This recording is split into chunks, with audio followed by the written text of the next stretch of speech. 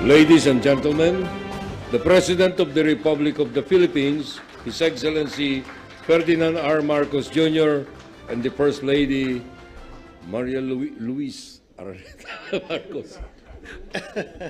Thank you very much, Chief Luke, our ES Secretary Bersamin. Please take your seats. Our good Vice President and Secretary of DepEd, Inday Sara Duterte, House Speaker Martin Romualdez, members of the Cabinet that are here, our new addition to the party is the Batangas 6th District Representative, Congressman Ralph Recto, who is joining the House contingent for this trip. And of course, our Pasay District Representative Antonino Calixto, AFP Chief of Staff, General Romy Browner, and the Major Service Commanders, Philippine National Chief General Benjamin Acorda Jr., the Philippine Coast Guard Commandant Admiral Ronnie Gavan, Pasay City Mayor Imelda Calixto Rubiano, our constant host, and of course, for accompanying me on this trip again is our First Lady Luis Araneta Marcos, my fellow workers in government. Ladies and gentlemen, good evening. My visit to the United States is on the invitation of President Joe Biden to participate in the 30th APEC Economic Leaders Meeting and related activities in San Francisco. It is my honor to represent the Philippines in the region's most important platform for trade, investment, and economic cooperation. The APEC region hosts 38% of the world's population, 48% of its trade, and 62% of its GDP. The largest segment of our OFWs call this region their second home. 85% of our trade and our top investors are from this region.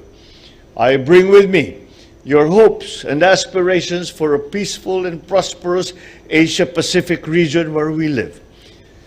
This year, the U.S. chairmanship of APEC set the cross-cutting themes of sustainability, inclusiveness, and resilience as our priority work so that we can build a resilient and interconnected region that advances broad-based economic prosperity, enable an innovative environment to foster a sustainable future, and affirm an equitable and inclusive future for all, for every single Filipino.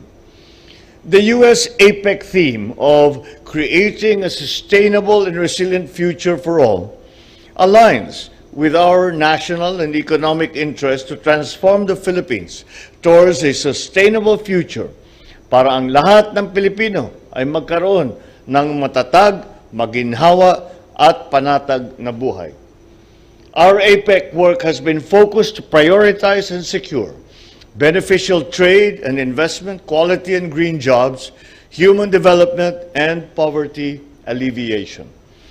We will be engaging with the leaders of economies of the Asia-Pacific region to agree on how we can achieve food and energy security, economic inclusion of our micro, small, and medium enterprises, women, indigenous people, and other segments of our economy whose potential remains to be unlocked through digitalization and innovation and sustainable development and addressing the climate change crisis.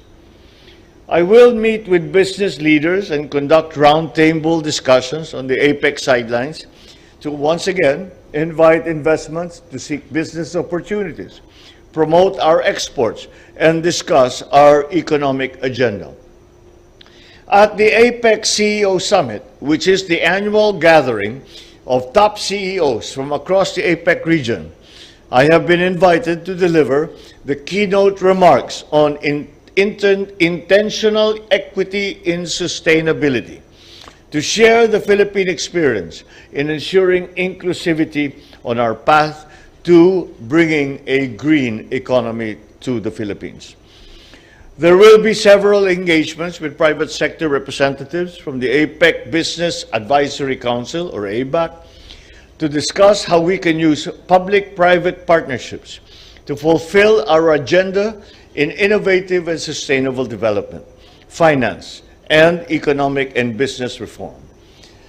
This trip marks my third visit to the United States as part of our continuing effort to further reinforce our already strong bond, and a follow-through to my official working visit in Washington, D.C. last May, where we underscored the need of forging closer economic ties and ensuring that our bilateral friendship and relationship works for both our peoples.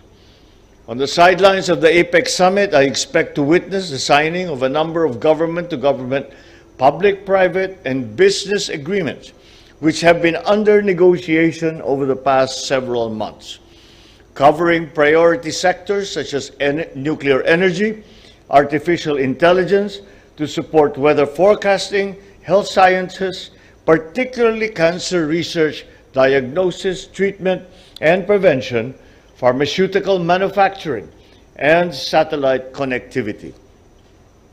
As with my previous visits, I expect to meet with American business leaders to further promote trade and investment opportunities here in the Philippines.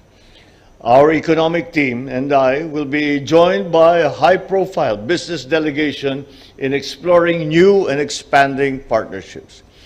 From San Francisco, I will also be going to Los Angeles, California, and Honolulu, Hawaii. I look forward to meeting the Filipino communities there in all three cities. California and Hawaii have the largest concentrations of Filipinos and Filipino Americans, home to almost half of the 4.2 million Filipinos in the United States, who serve as the bedrock of our bilateral relations.